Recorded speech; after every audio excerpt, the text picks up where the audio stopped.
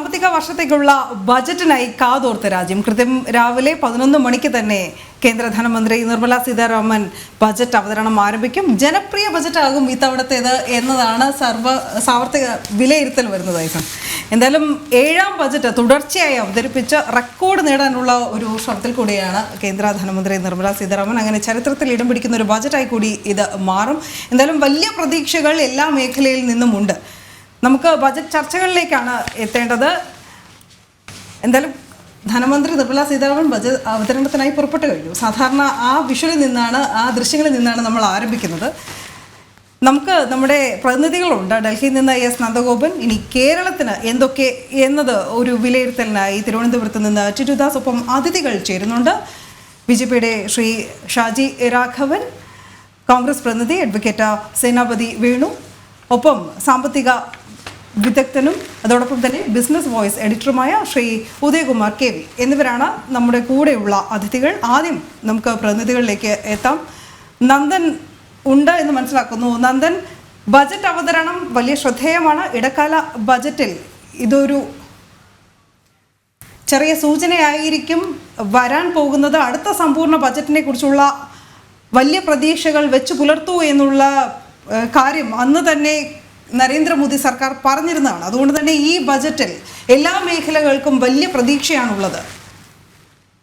നന്ദനിലേക്ക് എത്താം. ടിൻഡു ചേരുകയാണ്. ടിൻഡു, കേരളത്തിൽ നിരവധി പ്രതീക്ഷകളുണ്ട്. കേരളത്തിൽ നിന്നുള്ള കേന്ദ്രമന്ത്രിമാർ 2 ഇത്തവണ. മാത്രമല്ല, നമ്മൾ വിവിധ മേഖലകളിൽ പ്രതീക്ഷകൾ വെച്ച് പുലർത്തുന്നു. ആദ്യം നമുക്ക് കേരളത്തിൻ്റെ പ്രതീക്ഷകളിൽ നിന്ന് തന്നെ ആരംഭിച്ചാലോ?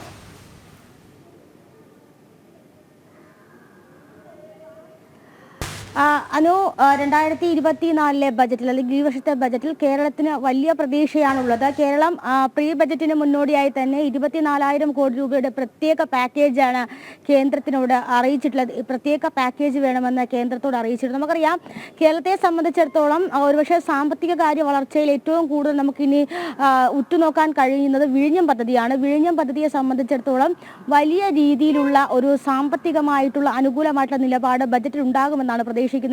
കേരളം 5,000 കോടി രൂപയുടെ പ്രത്യേക പാക്കേജ് ആണ് ആവശ്യപ്പെട്ടിട്ടുള്ളത്. അതിന് പുറമെ അല്ലെങ്കിൽ വിഴിഞ്ഞം പദ്ധതിയെ ഊന്നിക്കൊണ്ട് വിവിധ തരത്തിലുള്ള, അതായത് നമ്മൾ കഴിഞ്ഞ ദിവസങ്ങളിലൊക്കെ ചർച്ച ചെയ്ത പോലെ ബ്ലൂ എക്കോണമിയെ കൂടുതൽ ഒന്നുകൂടി ശക്തിപ്പെടുത്താൻ, അല്ലെങ്കിൽ ബ്ലൂ എക്കോണമിയെ ഒന്നുകൂടി ഒരു സ്ഥിരപ്പെടുത്താനായിട്ടുള്ള ഇടപെടലുകൾ ബജറ്റിൽ നിന്ന് ഉണ്ടാകുമെന്ന് പ്രതീക്ഷിക്കുന്നു. അതോടൊപ്പം തന്നെയാണ് റെയിൽവേയിലും വലിയ രീതിയിലുള്ളൊരു പ്രതീക്ഷ മുന്നിൽ കാണുന്നുണ്ട്. നിയമം, അതോടൊപ്പം തന്നെ ശബരി പാതകൾ ഉൾപ്പെടെ ഉള്ള വിഷയങ്ങളിൽ അല്ലെങ്കിൽ ഈ റെയിൽവേ പാതകളുടെ വികസനത്തിനായിട്ട് ഒരു പാക്കേജ് നമുക്ക് പ്രതീക്ഷിക്കാം. അതോടൊപ്പം തന്നെയാണ് റബ്ബറിന്റെ താങ്ങുവില എല്ലാ കാലവും വിഷയമായി വരുന്നതാണ്. ഈ റബ്ബറിന്റെ താങ്ങുവിലയെ സംബന്ധിച്ചും ഒരു പ്രതീക്ഷ നമുക്കുണ്ട്.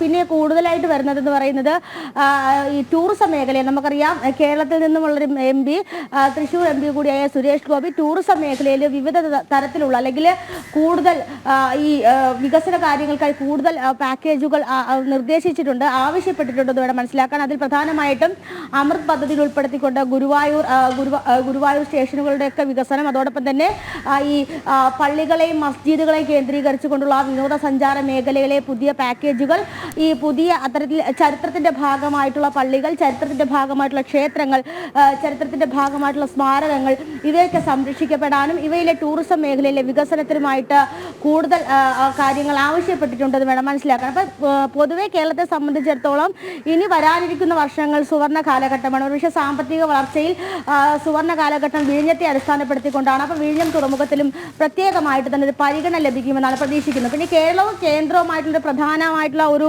സ്വരച്ചേർച്ച എന്ന് പറയുന്നത് GST കോമ്പൻസേഷനും, അതായത് GST നഷ്ടപരിഹാരം, അതോടൊപ്പം തന്നെ കടപരിധിയും സംബന്ധിച്ചാണ്.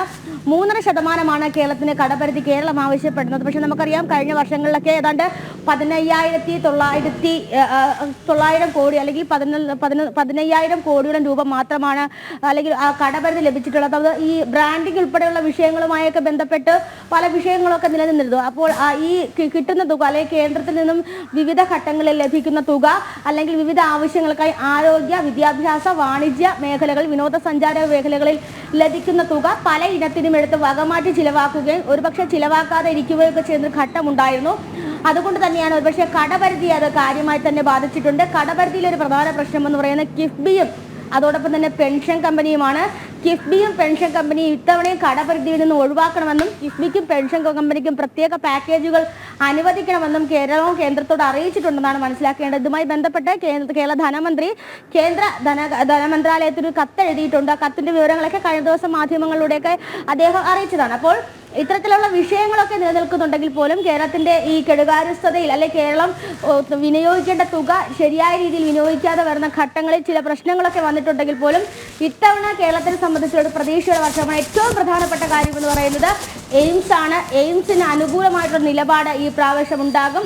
അല്ലെങ്കിൽ എയിംസ് ശരി, വലിയ പ്രതീക്ഷകൾ തീർച്ചയായിട്ടും ടിൻഡു സൂചിപ്പിച്ച പോലെ തന്നെ വിഴിഞ്ഞത്ത് തുടങ്ങി വിനോദസഞ്ചാര മേഖല വഴി വിവിധ ഇടങ്ങളിലേക്ക് എയിംസ് വരെ എത്തി നിൽക്കുകയാണ് ടിൻഡുവിന്റെ വാക്കുകളിൽ പറഞ്ഞത്. അപ്രകാരം പ്രതീക്ഷകൾ എന്തായാലും കേരളത്തിൽ നിന്ന് വെച്ച് പുലർത്തുന്നുണ്ട്. കാരണം മുൻ വർഷങ്ങളെ പോലെ അല്ല, NDAക്ക് തെരഞ്ഞെടുത്ത ഒരു പ്രതിനിധി ലോക്സഭയിൽ ഉണ്ട് ഇത്തവണ എന്നതുകൂടി കേരളത്തിന് വലിയ പ്രതീക്ഷ നൽകുന്ന ഒരു കാര്യമാണ്. എന്തായാലും നമുക്ക് പൊതുവായിട്ടുള്ള വിലയിരുത്തൽ അത് മനസ്സിലാക്കാനായി നന്ദഗോപനിലേക്ക് കൂടി ഒന്ന് പോകാം. നന്ദൻ, എന്തായാലും ധനകാര്യമന്ത്രി നിർമ്മല സീതാരാമൻ ബജറ്റ് അവതരണത്തിനായി പുറപ്പെട്ട ദൃശ്യങ്ങൾ തത്സമയം നമ്മൾ അല്പസമയം മുമ്പ് കാണിച്ചിരുന്നു. ഇനി പ്രതീക്ഷകൾ എന്തൊക്കെയാണ്? വിവിധ മേഖലകളിൽ പ്രത്യേകിച്ച് വിവിധ വിഭാഗങ്ങൾക്കും വലിയ പ്രഖ്യാപനങ്ങൾ ഉണ്ടാകും എന്നുള്ള സൂചനയുണ്ട്. ജനപ്രിയ ബജറ്റ് ആകും എന്നുള്ളൊരു സൂചന തന്നെയാണ് പൊതുവിൽ വെച്ച് പുലർത്തുന്നത്. അനു, ഈ ചരിത്രപരമായ ആ ഒരു നിമിഷത്തിലേക്ക് കടക്കാൻ ഇനി 2 മണിക്കൂറിൽ താഴെ മാത്രമാണ് അവശേഷിക്കുന്നത്. 11 മണിക്ക് നിർമ്മല സീതാരാമൻ ബഡ്ജറ്റ് അവതരിപ്പിക്കും. ഇതിന് മുന്നോടിയായിട്ട് രാഷ്ട്രപതിയെ സന്ദർശിച്ച് അതിനുശേഷം പാർലമെന്റിലെത്തി ക്യാബിനറ്റിൽ ഈ ബഡ്ജറ്റ് സമർപ്പിച്ച് ക്യാബിനറ്റിന്റെ അംഗീകാരത്തോടു കൂടിയാണ് ഈ ബഡ്ജറ്റ് അവതരണത്തിലേക്ക് കടക്കുന്നത്. വലിയ പ്രതീക്ഷകളാണ്. ഏതായാലും പാർലമെന്റ് ഇരുസഭകളെയും അഭിസംബോധന ചെയ്യവേ രാഷ്ട്രപതി ദ്രൗപദി മുർമു സർക്കാരിന്റെ നയപ്രഖ്യാപനം വ്യക്തമാക്കിയ അവസ്ഥയിൽ പ്രഖ്യാപിക്കുകയുണ്ടായി. ഇതൊരു ചരിത്രപരമായ ബഡ്ജറ്റാകും. മാത്രമല്ല എല്ലാ അടിസ്ഥാന വർഗങ്ങളുടെ വികസനത്തിനൊപ്പം മാത്രമായി സാമ്പത്തിക മുന്നേറ്റത്തിനൊപ്പം മറ്റ് മേഖലയിൽ ചരിത്രപരമായ തീരുമാനം കൂടി ഉണ്ടാകുന്ന ബഡ്ജറ്റാകും എന്നുള്ളത് നേരത്തെ തന്നെ സൂചനകൾ ലഭ്യമായിട്ടുണ്ടായിരുന്നു. മാത്രമല്ല ഇന്നലെ പ്രധാനമന്ത്രി നരേന്ദ്രമോദി രാജ്യത്തെ അഭിസംബോധന ചെയ്തപ്പോൾ അദ്ദേഹം വ്യക്തമാക്കിയ ഒരു കാര്യവും 2047 ഒരു റോഡ് മാപ്പ് ആകും ഈ ഒരു ബഡ്ജറ്റ് എന്നുള്ളതാണ്. അതായത് 2047 അമൃതകാലത്തിലേക്കുള്ള പ്രയാണത്തിന് ഭാരതത്തിന് ദിശാബോധം നൽകുന്നതാണ് ഈ നിർമ്മല സീതാരാമൻ അവതരിപ്പിക്കുന്ന 3ാം നരേന്ദ്രമോദി സർക്കാരിൻ്റെ ആദ്യ ബഡ്ജറ്റ് എന്നുള്ളതാണ് സൂചന. മാത്രമല്ല മുൻ വർഷങ്ങളെ അപേക്ഷിച്ച് ഇപ്പോൾ ഒരു കൂട്ടു സർക്കാരാണ്. സഖ്യകക്ഷികളെ കൂടി തൃപ്തിപ്പെടുത്തേണ്ട സാഹചര്യം BJPക്കുണ്ട്. ഏകപക്ഷീയമായ നിലപാടുകൾ എടുക്കാൻ അവിടെ കഴിയില്ല. അവിടെ സഖ്യകക്ഷികൾ 2 സംസ്ഥാനങ്ങൾക്ക് പ്രത്യേക പദവി ആവശ്യപ്പെട്ട് നിൽക്കുന്നുണ്ട്. അവിടെ എന്ത് തീരുമാനം ഈ ബഡ്ജറ്റിൽ ഉണ്ടാകുമെന്നുള്ളത് ഏവരും കാത്തിരിക്കുന്നു. മാത്രമല്ല കേരളത്തിനടക്കം വലിയ സാമ്പത്തിക പാക്കേജുകൾ പ്രതീക്ഷിക്കുന്നുണ്ട്. കേരളത്തിലെ എയിംസ് അടക്കം അതേപോലെ തന്നെ ടൂറിസം മേഖലയിൽ വളരെ വിപ്ലവകരമായ മാറ്റം കൊണ്ടുവരുവാൻ ഉതകുന്ന രീതിയിലുള്ള പദ്ധതികളൊക്കെ തന്നെ ഈ ബഡ്ജറ്റിൽ പ്രതീക്ഷിക്കുന്നുണ്ട് എന്നുള്ളതാണ്.